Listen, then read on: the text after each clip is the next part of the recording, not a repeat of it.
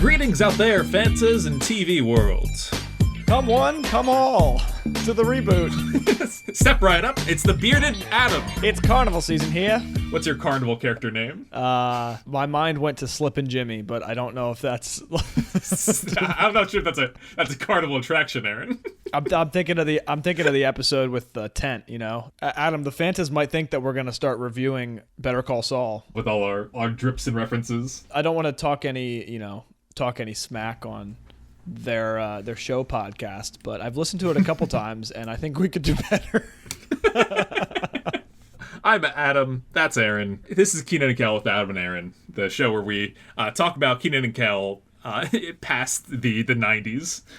I know that we've reviewed all of the sitcom series. I think there should definitely have been a carnival episode. I know there have been carnival themes. We know that Kel, his cousin, was a member of the circus. Right. And he can juggle. So it's like the carnival's in town.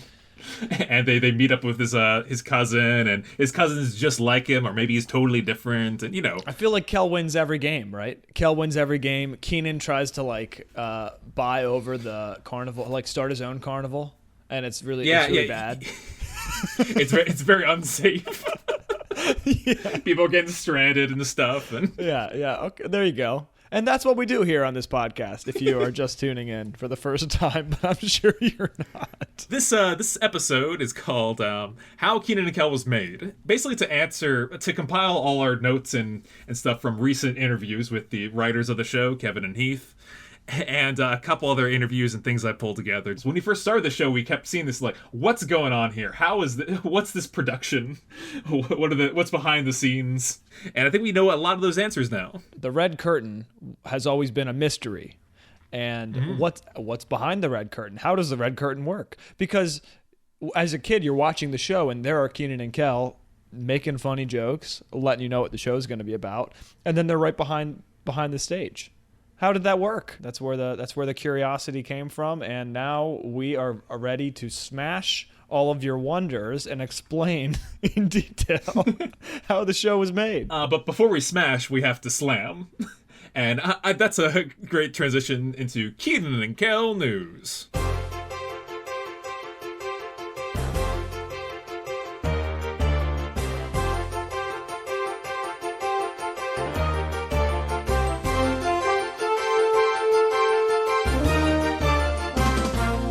I'm glad that you called it a great transition. Yeah, I should just said that this is it. This is a great transition that I'm about to make. Speaking of slam, a word that I brought up for no reason. Aaron, are you familiar with the sport of slam ball? Is this at all similar to spike ball? That's a great question. I do not know what spike ball is. Can you tell me? Spike ball is where they have that little net. Elastic net, and the people hit the ball and they look really cool. It's a college campus style game, yeah. Where it's like that, but instead of the ball being a small sports ball, it's a basketball. The trampoline is on a basketball court, and people jump on it and score hoops. They score hoops. Yes, slam ball is the trampoline basketball hybrid sports. It was invented in 1999. There's two reasons why I bring this up. Reason number one, the sport was invented by a character named Mason Gordon. Is that name familiar to you? It sounds like two first names put together to make up a fake person. Well, Mason Gordon's a real man, and he was a writer on Kenan and Kel, the series. Oh, no, I was going to guess the dad, and that's So Raven. What's his name? No, he seems like a Mason Gordon. Portray Victor Baxter. Oh, right. Okay. No. Mason Gordon, he wrote, I think he's credited on writing one particular episode, Who Loves Who. But I think he was part of the writing team. Post Kenan and Kel, I think he also did other writing for other 90s shows like Cousin Skeeter. But after that, he went on to found a crazy sports. That's amazing. Yeah. Could you imagine just inventing a sport and then getting people to play it? Aaron, I'm going to send you a couple pictures of slam ball. Please. Oh, that's awesome. Is that team named the Maulers? Uh-huh. And the other team is the Slashers. Oh my god. Oh, that's sick. Yeah, here's another image. The rim is cushioned so they can put ultimate force down. Okay, so the trampolines are just in where the 3-point zone would be, like in the, yeah. Yeah, like 4 trampolines in each 3-point zone in like a raised, smaller basketball stadium. Yeah, it's like elevated, so there can be a little bit of wow. And so you could theoretically jump from any of those trampolines and jump and score a slam dunk on slam ball. Where is this? That's how it works. Where is this? The setting that you just sent me, what country? I'm not sure. I believe it was based out of cool. LA originally. So it was a popular thing for a couple years. Then basically was canceled. But Aaron, in 2023, Slam Ball is returning. No way. Yeah, it's back. Opening night is going to be, it relaunches live from Las Vegas on July 21st from 7 to 9 p.m. on ESPN, ESPN2, and ESPN Plus. Do you want to go to the premiere? I'm not sure if I'm going to be. I got a lot of things going. I'll try and catch it. I'll get a free trial or whatever of a sports channel to watch some Slam Ball. It's probably on like Tubi or something. Hey, you want to read this quote from Mason Gordon? I would love to. ESPN's multi-year commitment to Slam Ball is further validation of the enormous appeal and growth potential of our sport, said Slam Ball creator and CEO Mason Gordon. The level of interest in our hybrid team sport, not just in the U.S. but across the world, has been beyond our expectation for the 2023 season. It's clear that this is the best talent we have had in the sport's history. Man, who is on these teams? I'm not sure. I think it's kind of like the XFL, where there's like, oh, absolutely. Oh, people that want to do something like after the college season. Maybe we'll have a little Slam Ball segment of our podcast in July. Yeah, Adam, I think this podcast should evolve into a Slam Ball review podcast. It's funny because we were talking about how Kenan makes his own carnival. This seems like a plot of a Kenan and Kel episode. They make their own sports called Slam Ball. They look like they're wearing things Kenan and Kel would wear. They got like the shiny basketball like shorts and top. Like they're wearing like 90s outfits. It's gonna be something real special. And I'm glad that there was a Kenan and Kel connection so we can talk about it. Wait, this is hilarious. On ESPN, it says inaugural season 2002, 2007, 2012, 2016, 2023. There's 5 inaugural seasons. Yeah, they keep trying to bring it back. Oh man. You know me. I'm not a sports guy, but I feel like I could get into Slam Ball. You could get into Slam Ball. Are you kidding me? Really quickly, a list of common fouls. Okay, so when an offensive player has the ball and a defensive player checks him in the back, that is resulting in a face-off. What's a face-off? I don't know. This was the 90s. They were talking about Nick Cage movies a lot. Yeah. Oh, in the King of Queens episode Knee Jerk, Doug Heffernan lies to his wife Carrie about having a knee surgery, but is ultimately caught, finds him playing Slam Ball with his friends. Oh, in the 1989 movie Back to the Future Part 2, Slam Ball was mentioned as one of Douglas J. Needle's favorite sports during a scene that took place in 2015. All right, I found some team names. Diablos, Steel, Bouncers, Bandits, Riders, Rousties, Hombres, Maulers. I like this one. Mob. Yeah, just the mob. Yo, what's your menacing mascot? Mob. Yeah. The mob. Maybe we'll watch the King of Queens episode next time. Just like a Slam Ball reference. Oh. Yeah. Oh man. That's fantastic. Okay, all right, let's continue with the regularly scheduled program. Time for the main course, Good Burger 2. So, filming has been ongoing through May and June in Providence, Rhode Island. Aaron, I have a very important question for you, and this is a big overall podcast question. Okay. So, are we like paparazzi? Are we going to kind of super analyze like all the little things that we might see and clues and hints and basically leave no stone unturned when it comes to covering Good Burger 2 news? Or are we going to like politely wait for the final product to be out? That's a great question. We're going to do the second one, I think. Well, but like I don't want to be the one making the decision. Give me an argument for both. Cuz like I'm not a big fan of paparazzi, but I feel like we got to hype it up a little bit. For the record, not a fan of paparazzi. Like, leave the production alone, let them do their thing. You know, when they're not filming and stuff, yeah, sure, stop by the set, take some fun pics. Wave at Kenan and Kel if they're going to see the fans, which has happened on a couple occasions, but like, don't be cool is the short rule about it. But there has been, like, I don't know, footage leaked out of scenes and cameos and all that kind of stuff. Keeping the plot under wraps until, like, trailers are out, I think, is a smart move. Yeah, and I don't want to spoil anything for anybody. And I feel like our Fantas, maybe we can encourage them. Don't spoil it for yourselves either. I feel like a movie like this, and I do this a lot of times. I don't really like watching trailers because I just like to be surprised. So that's what I'm saying. I'm not even sure if we're going to cover the trailer for it, because if we have this kind of, wait for the final product attitude. Well, I don't need to be like dogmatic about waiting for the final product, but I don't need to necessarily. All right, we'll talk about the trailers later. I think right now we shouldn't, we're not going to invade too much. Right. That said, I'm sad to report that I will not be an extra in Good Burger 2. Oh, Adam.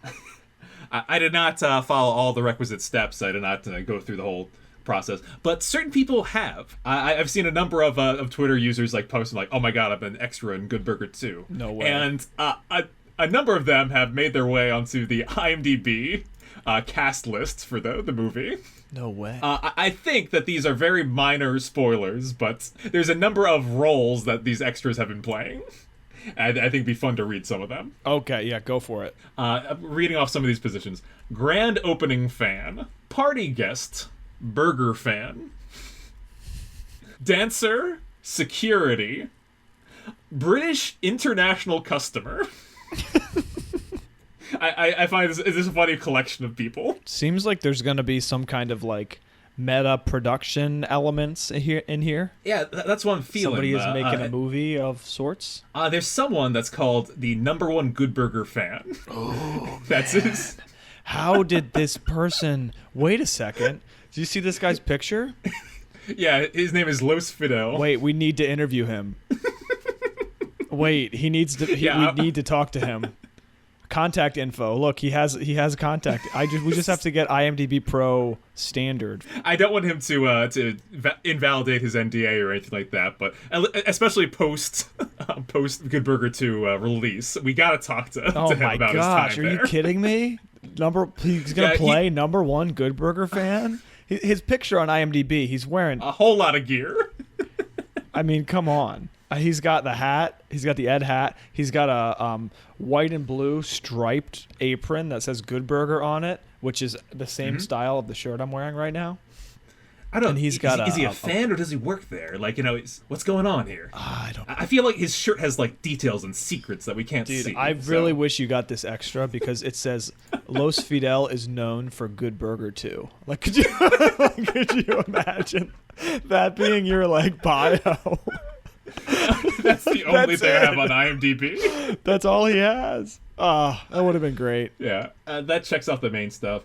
I also wanted to have a little comment here about the writer's strike. Yes. Chatting with Kevin and Heath, it sounded like had their versions of the scripts going through it, and they're kind of hands off now. It's in Kenan and Kel's hands, and the job of writers on productions is usually they're punching things up. That's what we're going to talk about, what happened on Kenan and Kel a lot over the years. It's an unfortunate time in history, but the writer's strike is very important. Have we talked about this at all? We haven't really gone in depth with it, but I think, it's come up a lot in both our podcasting, but also just pop culture. Basically, the Writers Guild is not equipped for the streaming world that we're in nowadays. Right. They do not get the same kind of royalties and credits and payments that they did when things were airing majorly on TV.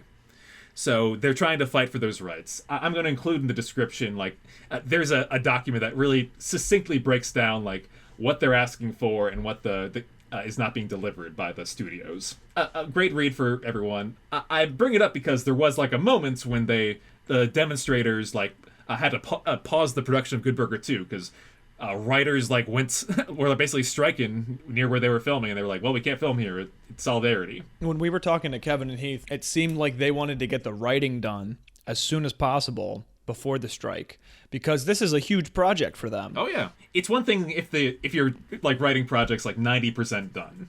Then it's like, okay, let's take it to the finish line. It's all those new writers and fresh seasons. Like I don't know if you know Abbott Elementary. Yeah. Like right before they're able to start season 3 writing, like the strike happened. So it's going to be probably a bad season of television with what's going to be the outcome. So like, who was going to write that? Would it be like a freelance writer? So we call those freelance writers scabs. Okay. And it's really bad. You basically, once the strike's off, you get blacklisted from writing in Hollywood. Whoa, really? You're essentially crossing the picket line. Okay. The purpose of having a strike is to be effective. You're supposed to like mess things up. Things are not supposed to go smoothly around them. You're supposed to interrupt traffic and have an effect on the workplace. Right. That's why things going off, not without a hitch, with a hitch, hitches on the productions are a good thing for a strike. Right, of course. I mean, I don't know how true this is, but was there shade thrown at like the Grammys towards the writers? Yeah, there was. And I think this is also a very important time for them to strike because of the infancy of AI writing. Yeah. We're seeing more and more of this like out of ChatGPT and other kind of generative programs. It's people think that computers can start to do the job of writers. Which is not definitely not the case today. No, not yet. They want to protect that kind of rights and their jobs from this kind of new technology.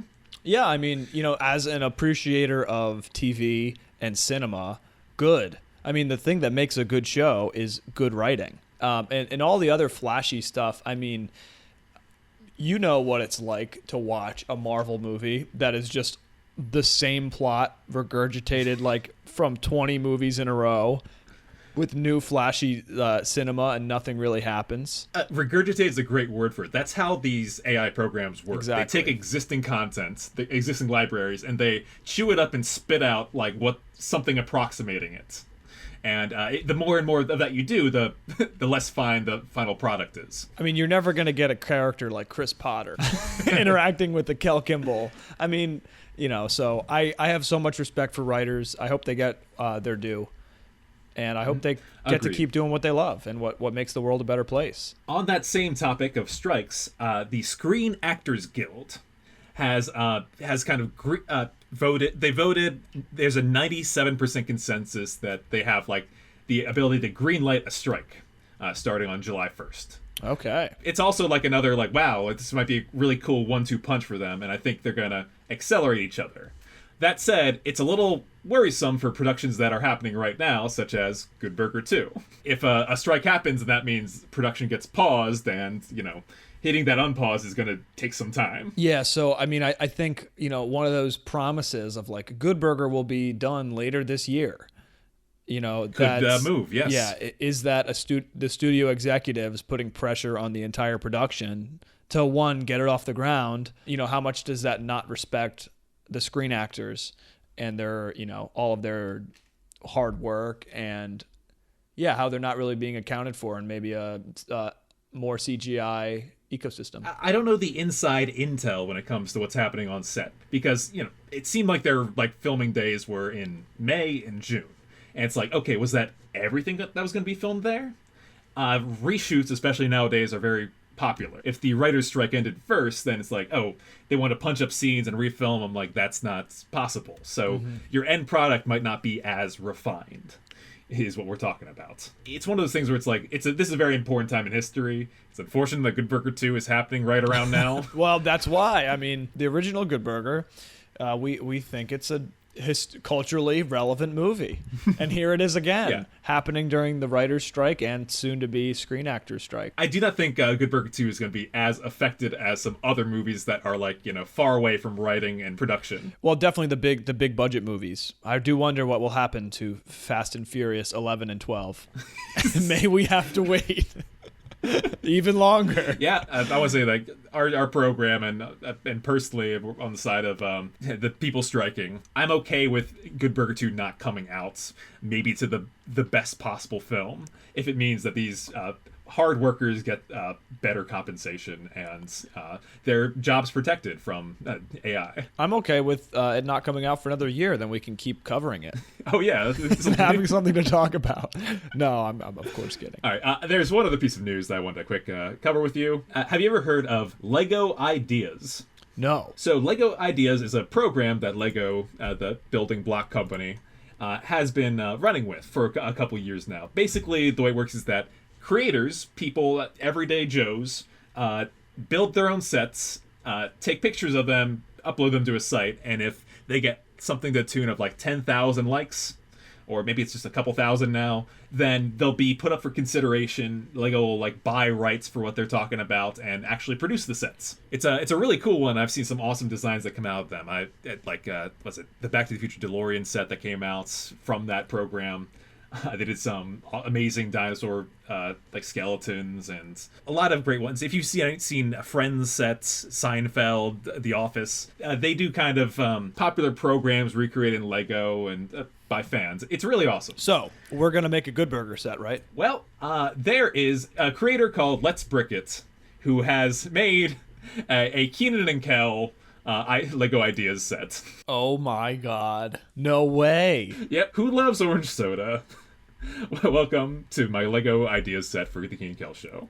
So I will be linking this in the show comments. It's free to support. Everyone can go to check it out. Give them a thumbs up. This adds the number of people that support it, and this might become a reality Lego sponsored set. So you can see that it's I would call it like a 4-piece bending set. You got Rigby's, the show curtains, Kenan's living room, and the kitchen. All masterfully recreated in Lego. This is amazing. Yeah, I agree entirely. Wow. How do you do that? Do you how do you make all that stuff? Hard work and dedication is how you make it. They have a Chris? They have a lot of different Kenan Kel outfits and a Chris Potter as well. Oh, that's so cool. Rigby's show floor. I implore everyone to check this out. It's got a really fun energy to it. I'm blown away. So it has 109 supporters at this time, and it has 417 days left. How many days? You got like two or so years to get everyone's eyes on it. Yeah, you got 2 years to get it. Wow. It like doubled in likes since I last saw it. So I think it might even have a chance. So there's a lot of big Kenan Kel fans out there. 10,000. We'll see. Adam's going to put it in the show notes. Go and sign up for a free account. Press support. Let's make it happen by Let's Brick It. Thank you for creating this. Should we talk to Let's Brick It? Oh yeah, let's. Hey, we got time to kill before Good Burger 2. Yeah, come on. We got to talk to them about this set. I mean, this is amazing. Enough about news. Let's talk about our main event. How Kenan Kel Was Made. Yeah, let's get into it. Quiz for you. Who was the creator of Kenan and Kel? The creator. The creator, the person who's credited in every episode as creating the program. Oh my God. It's okay. Why would you do this? It's not a surprise quiz episode. His name is Kim Bass. His television work was primarily a show Sister Sister. Right. And he did some writing on In Living Color. Sister Sister was his baby, based off of his personal twin sisters that he grew up with. He was propositioned by Nickelodeon that says, "Hey, we've got a lot of talent here. Specifically, we've got these two talented stars from All That, Kenan Thompson and Kel Mitchell. We think that these guys are dynamite. What do you think of them? Can you make a show about them?" So he met with Kenan and Kel. I think there's maybe a flight involved. Like they met on a plane going somewhere. Awesome. And he, after like a single meeting, he said, "Yes, I can do it." And it basically created the pitch of the series. Oh, wow. So that's what, when it says creator, it means like he created the concept that then became the show. Yes. And I believe he was credited with writing the pilot episode. A pilot episode. Are you familiar? Yes. Why don't you share with the class? A pilot episode is the first episode of a series that basically they pitch to producers, or maybe not producers, but yeah, producers, right? They pitch to producers and they try to get them to pick up the show. So it's usually got a pretty decent premise and it kind of shows off a lot of the different aspects that could be in the finalized show. Right. Not all the details are hammered out. I think oftentimes ages and traits shift around. For example, in the Kenan Kel premise, was it Chris has a twitch that is dropped for the later part of the show. His twitches became the internal. living room is set up a little differently. They've got a big round table, I believe. But the character traits, the ambitions of Kenan, and the kind of aloofness of Kel are maintained. Yeah. I think Kel, especially in the pilot, he's not the Kel that we know and love. So it seems like the creator of a show is the one with the connections. Because not just the one, right? Because when we were talking to Kevin and Heath, it seemed like they saw this naturally evolve. Right. They joined the production after the pilot was approved, and they had season 1 like an order for the episodes. Right. Gotcha. Before then, it was just a couple different kind of producers and writers, basically a skeleton crew of people making it. So I have a picture that I've uncovered. Oh, great. And this picture it's like the Rosetta Stone of what's happening behind the scenes on Kenan and Kel. Before I get into that, I want to talk about a couple of the castmates. So we know about how Kenan and Kel joined the team. When it came to casting, the other members of the crew were assembled.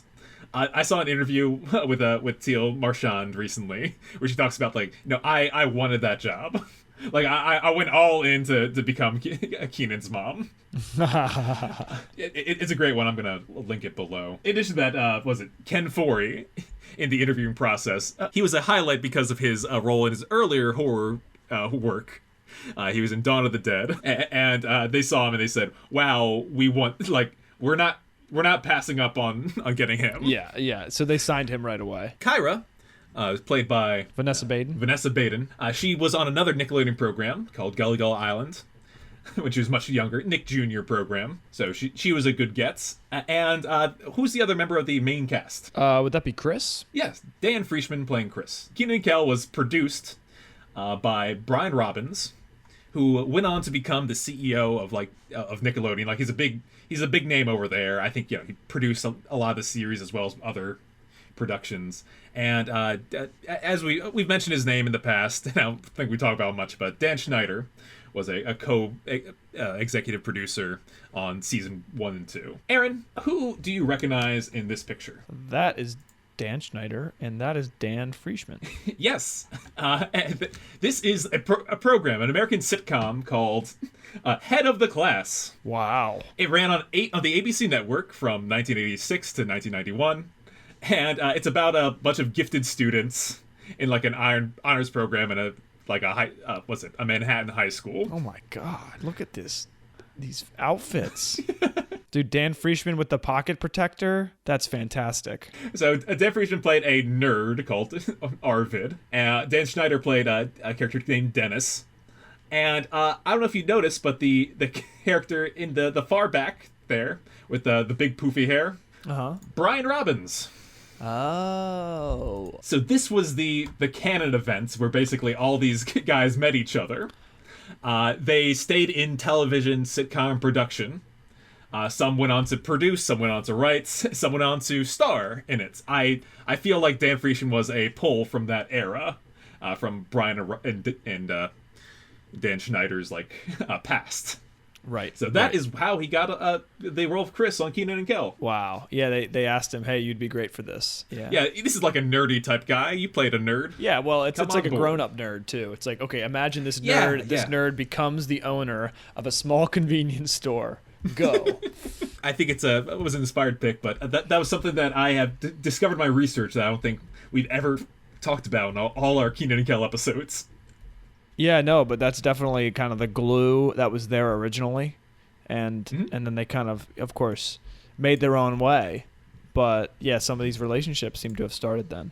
Very cool. So at the end of every episode of Kenan and Kel Season 1, Kenan comes on and says, Kenan Kel was recorded in front of a live audience at Nickelodeon Studios in Orlando at Universal Studios, Florida. And that is true. Nickelodeon Studios, the theme park, had a theater section to it, where basically kids were and their families were invited to watch productions being filmed. We talked a little bit with Mary Dudley about these occasions. Right. How they pulled the kids in and got the kids in the seats. Yeah. So let's talk about the production. How would a week of Kenan and Kel filming work? Okay, so the writing, like the initial drafting of an episode happens on a Monday. The writing happens beforehand, but Monday's the first table read. Right, so Monday's the table read for the network, and then followed by a rewrite. Yep. So the network will offer suggestions. Nickelodeon will kind of say like, yeah, we like this, we don't like this. Okay, now fix it. And they do so.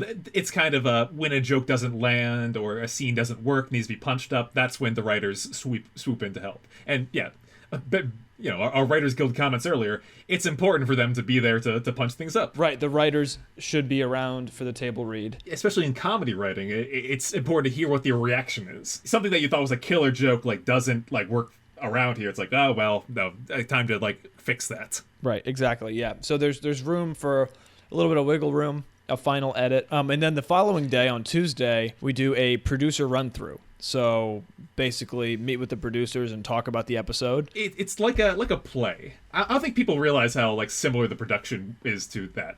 They have rehearsals. They go over these scenes and bits. They practice them before it's time to perform it for reals. First rehearsal happens on this day. It helps them learn their lines. It helps them see the scenes, the setting, and get familiar with all that. And know what they have to keep working on. And they follow up with more rewrites that evening. It's not always subtractive too. It's often additive. They talked about the screw the tuna moments, how the first version of that was very simple, but during these rehearsals they kept amping Cal up, no, keep going further, do it again, and he does a different thing every time. They're put it all together. So those magical moments aren't accidents. They're largely they're not always accidents, I should say, but they're pieced together by the crew. In these moments, that's when the actors really shine. And so what it sounded like from Kevin and Heath is that this is when they saw Kel become Kel. It was, of course, in all that, but also while he's working with Kenan on set, and it's just them two going back and forth. This is when Kenan really kind of got his composure.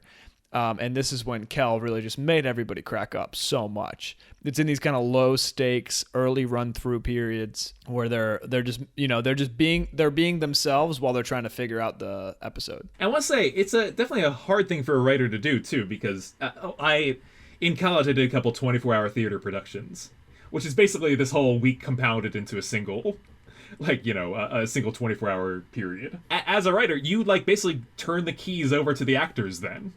And the director as well.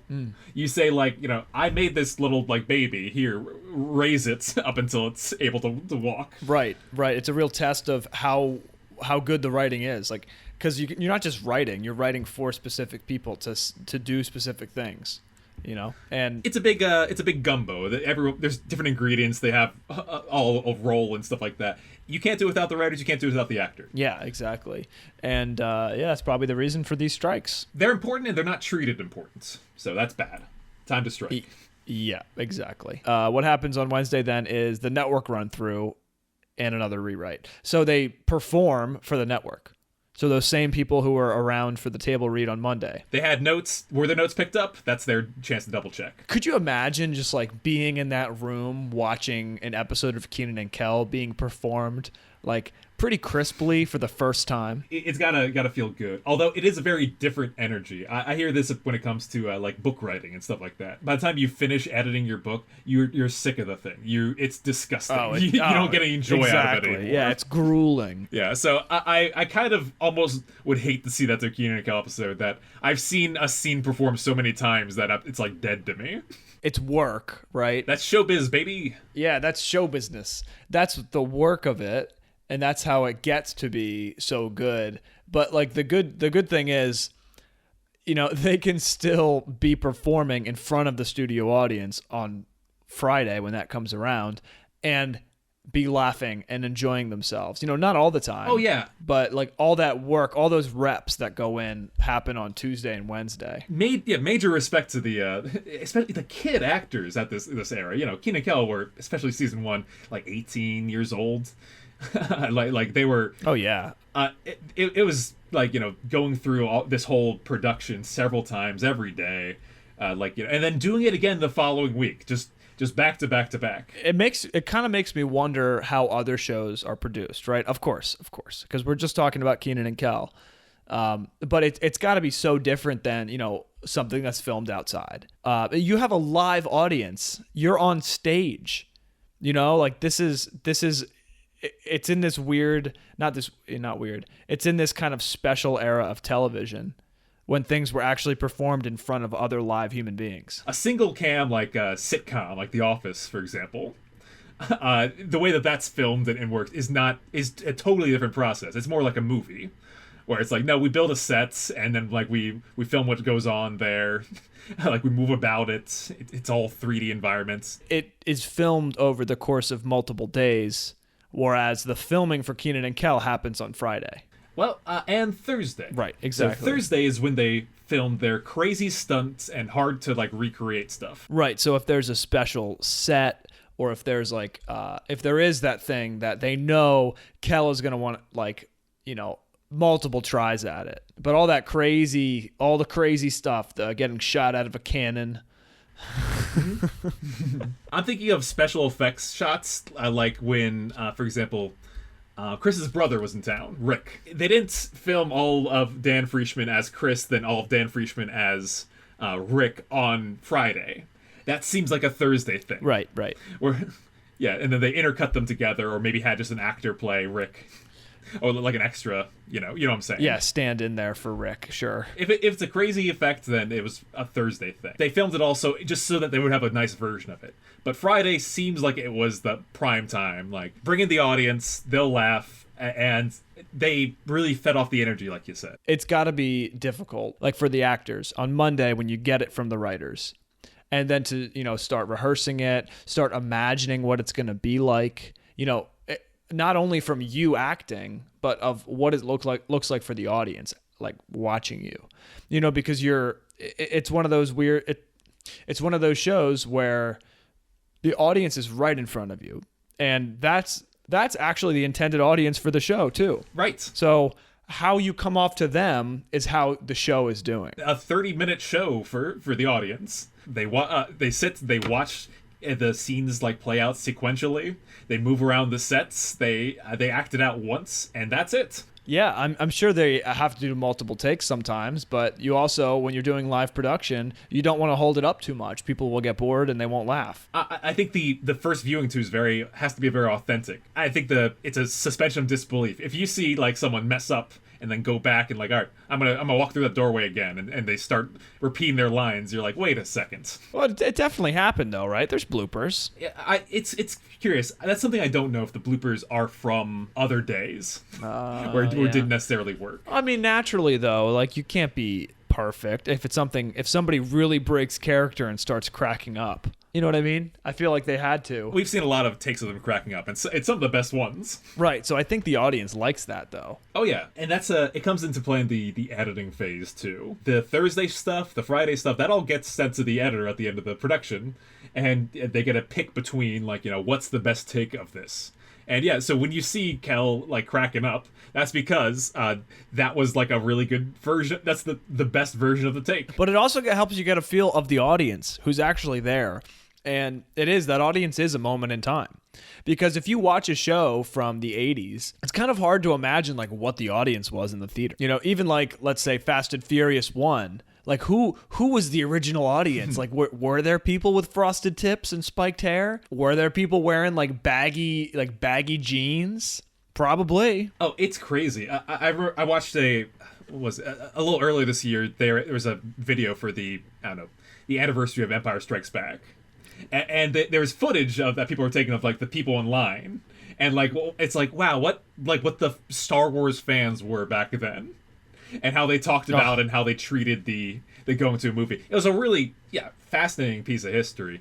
Same thing, there's a Twitter page that I follow where they basically post cam rips from when people would sneak like cameras into movie theaters. You can hear the audience like laughing and reacting to what's on screen. Yeah. It's really cool. There's one of Toy Story, and like just to hear like an audience like hear these jokes and bits for the first time, like a packed crowd, is really funny. Yeah. I mean, I remember going to Avengers, the first one, and you know, it's like Captain America pulls the $5 bill and gives it to Nick Fury or whatever it is, and everybody's like dying of laughter. You watch it now, you're like, yeah, okay, that's when he does that. But that like first time that a whole group of people see it, I'll do one better or worse. I remember us going to see Paul Blart Mall Cop with Dad. it's a great movie. Yeah, it was a great movie. It was a great movie in the theater. I remember it just like packed, like surrounded in the center of everything, and like every laugh just hit like really well and hard, and it's a good energy that you felt coming off of. So yeah, the theater energy of that too. The actors reacting to it, if it's a really good joke or bit. Amazing chemistry, amazing work on the actor's part. Wish I could have been there. The makeup of the audience, also really important. It's kids, adults, like it's a whole family was there. And everyone was laughing. Yeah, exactly. I mean, because, you know, the parents got to be with the kids, and the kids are having the best time at Orlando Studios. And what do? And that in the meantime, right? I forget. Not everybody gets selected, maybe, or I'm not sure how that piece of the process worked. Right. There's a line to queue up in if you had to buy your tickets ahead of time. I imagine they needed a full house. So if they had seats to fill, they'd just go out to the park and say, "Hey, you want to see Kenan and Kel?" And everyone's like, "Yes." Yeah, it had to be a really exciting thing to be there as they're filming a show that's actively on Nickelodeon. I do have to say that Paul Blart Mall Cop grossed $183 million at the box office. The budget was $26 million. Yeah, that's huge.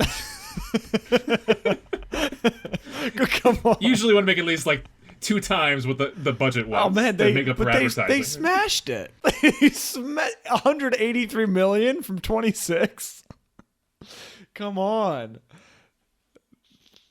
Those are great margins for Paul Blart. Yeah, no, it'll be interesting to see Good Burgers. But if it goes, straight to Paramount Plus, that data will be a little different. Yeah, I wonder how they're doing that now. All I can see is like, how many subscribers did this bring in or maintain? They don't even share the data. Netflix is kind of really going through it on that right now. Well, they keep canceling like shows that people like, and it's like clearly the shows that they choose to continue are incorrect. Like their data's bad. They should honestly just be asking post-watch surveys. I wonder how many people would actually fill those out. I mean... But, I'm with you. For every 2 people like us, there's 2 people who aren't like us. So the people who really like it would probably fill out 3 questions about, would you watch this again? How many times have you seen this? Yeah. Do you want a new season? Yeah. Yes or no? Would you... Yeah. Would you pay an extra $1 this month for another season of this? I don't know. I mean, that's kind of like... It gets complicated, but it's not that. I mean, it's like, why not pay for the things you like? If we're sending stuff out to Netflix, I would recommend that we do Netflix channels. I would recommend that you should be able to pick like a couple of shows, and then it just kind of plays them on loop regularly. Oh, that's a great idea. I mean, yeah, that's why I love when I turn on my Samsung TV, and I get a Samsung TV Plus, and I turn on Magellan TV. It's just nature documentaries. It's great. There's some nice things that cable had to offer, like that. Yeah, it's like nature documentaries with like pleasant commercials. If you want to go a step beyond, they should be able to let you make your own channel. I like it. That's a great idea. It's a seriously great idea. The UI of streaming services nowadays is very bare bones and basic. That's their thing. They want to look clean and fresh, but I would kill for some functionality. I mean, I like Discovery Plus because I can go to the Planet Earth section and it pulls up all the Planet Earth stuff. That was the thing. All those network cable channels felt like their own little family. Like, you remember the Cartoon Network era stuff where they have like Cartoon Network City. It's just all the characters walking around interacting with each other. That's a synergy that modern shows don't really have. But it's all relative. I think that's. We are entering a new era of Kenan and Kel, and I think that's why it's important to look over I don't like the phrase "you had to be there" because it's very exclusive. It's like, well, no one can. Only certain people experienced it. The Kenan and Kel show captured in a large way what it felt like to be there. Kind of almost like the best version of it.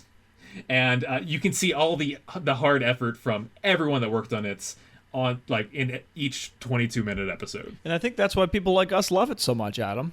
It feels like we were a part of something. Yeah, we're part of the production. We're part of that piece of history. And then we made our own history about it. Seriously, like, I'm sure there's shows that don't have podcasts about them. And and shows that bad podcasts about them. Sure. You know, but to have a show that, you know, was even, it was on before I could actually enjoy it. And then I watched reruns of it. I mean, it's almost, you know, it gives me a sense of belonging, and it helps me feel like, you know, that's the era that I belong to. Like, that's when I was born. The show started in 96. I was born in 97. It's like, that's how the world was a little bit.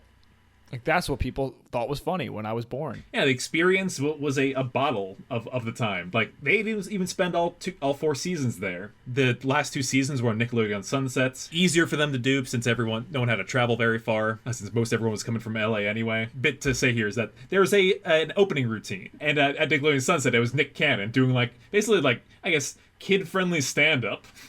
To get everyone laughing and in a good mood for the show. Get everybody warmed up, you know, get the people happy. You know, this transition from... Go ahead. I was just going to say, Happy Father's Day, Nick Cannon. Nice placement there, Adam. Yeah, thank you. You know, in this transition from Orlando back to LA, I mean, it's obvious. In season 3, they had, 22 episodes? I mean, they just kind of like, they went for it. They cranked them out to get to that 64 number. That's how TV productions work. Right, because then it can run through for, 1 hour or a half hour? I believe for like 3 months, you have like a window where it's like, okay, every weeknight, if you watch like 2 episodes, or then you can watch the whole series in like 3 months, even. Then it's like, oh, cool, we'll do that 4 times a year. Boom. We have that's why like all the shows from that era, that cable era, have 64 like 22-minute episodes. It was all across Disney. It was all across Nick. Right, exactly. And yeah, so they crushed season 3, and then at season 4, you know, it seems like they were ready to move on a little bit, but also they didn't get greenlit for season 5 because they had met their 64 episode quota. Yeah, they pitched apparently like a version of like Kenan and Kel in college or something like that back then, but it was felt time to move on is what everyone's reaction seemed to be. No hard feelings besides the ones we discussed in our rivalry episode. Exactly. No hard feelings except for that whole hour and a half on it. The studio that they filmed in Los Angeles is Nick on Sunset, which is in that building that's haunted, right? Yeah. Both Biagio and Kevin Heath, like, that's like the second thing that they said. They're like, oh yeah, Nickelodeon Sunset, beautiful historic theater, haunted. Totally haunted, scary haunted. Yeah. And it makes me believe like them in a big way. Yeah. Like if there is they're not really, you know, they're professionals, and they're just like, yeah, that building was definitely haunted. I wonder if any ghosts were caught in Kenan and Kel season 3 through 4. Oh, that'd be a good. I wonder if there's empirical ghost evidence in any of those episodes. I wonder if Ghost Adventures ever went there. Is what I'm wondering. Is if Zach Baggins ever uncovered? Yeah, what's he up to now? Behind the red curtain? I kind of want to know. I don't know. I don't know. I feel like he's got like a really the worst podcast in the world. What if it's good? What if it's a paranormal podcast? Zach Baggins, here he is. See. He's got an Instagram. He's still doing Ghost Adventures, Harry. No way. It's now on Discovery Plus. No way. Want to guess the episode number? Oh, it's got to be like 200. Higher. No. 300? 260 episodes. Oh my god. 260 episodes and 51 specials. Okay, so here's a show where he was the executive producer called Paranormal Paparazzi. Tell me they didn't go to it's like an MTV program. Yeah, come on. Will Ferrell Haunted. I gotta watch that. Well, did they bring Will Ferrell with them? I have like, no he was idea, but oh god. The Man vs. Nature episode. Man versus Wild. Man vs. Wild, yeah. Oh no, what you're talking about is Man versus Food. Could you imagine a man versus food crossover? Right. See, that's the other thing. These reality guys, these adventure guys. They do man versus man versus man. I bet his Instagram's kind of amazing. We're way off track here. Let's bring the show to an end. I don't have a Fantacam. I do have a whole list of people that were extras in the Kenan Kel production. I'm going to try and reach out to them. I'd love to talk to them post was it NDA? It would be great to keep the Good Burger 2 momentum going, and to give the, especially the extras, but also the other actors, give them some publicity and let them know that there's people who will be watching them and loving them and laughing at them. Talking about this audience, right? Who is the audience? It's not like it's going to be premiered in front of of course there will be premiere shows and all this, but it's not like it's going to be in theaters really, with a whole big audience and a bunch of people watching together. But that's the beauty of what we can do with this podcast is we have an audience, and this audience loves Kenan and Kel and will laugh at every ridiculous thing the extras do. And that's the beauty of it. Yeah, I can't wait to have a watch where I know people in the background, and I'll be like, Gary, look, there I am. Exactly, yes. The moment where it's like, oh, we know exactly how this happened. And then in 5 years when we're watching or in 10 years when we're showing Good Burger to our kids, like, I know them. I know that guy. I talked to him. I talked to the guy that wrote that line. Like, wow. I also wanted to share that I, before we go here, is that I recently was on a guest on an episode of the Up All Night podcast. Yeah, how did that go? Great. Cameron and Brandon were two fantastic gents. We watched an episode of Tales from the Crypt, season 2, episode 11, Judy, You're Not Yourself Today. I had a really great time with them. You should all check it out. Probably the 5th time I said this, but the link's in the description. Our podcast has kind of been transitioning over to a monthly show. We're busy and there's a little less to talk about, so we'll have a new episode in July. And I hope that we'll be talking to an old friend about something real substantial. That sounds good, Adam. And it's a busy summer. There's some changes happening, and you're getting married, and we're gonna have a whole orange carpet. In the past month, you moved, I took a big test. We had to now end of the summer, getting married, and all this crazy stuff. So tune in for the craziness. And we're hoping Good Burger 2 comes out on schedule. But if it doesn't, you can count on us to be here when it does.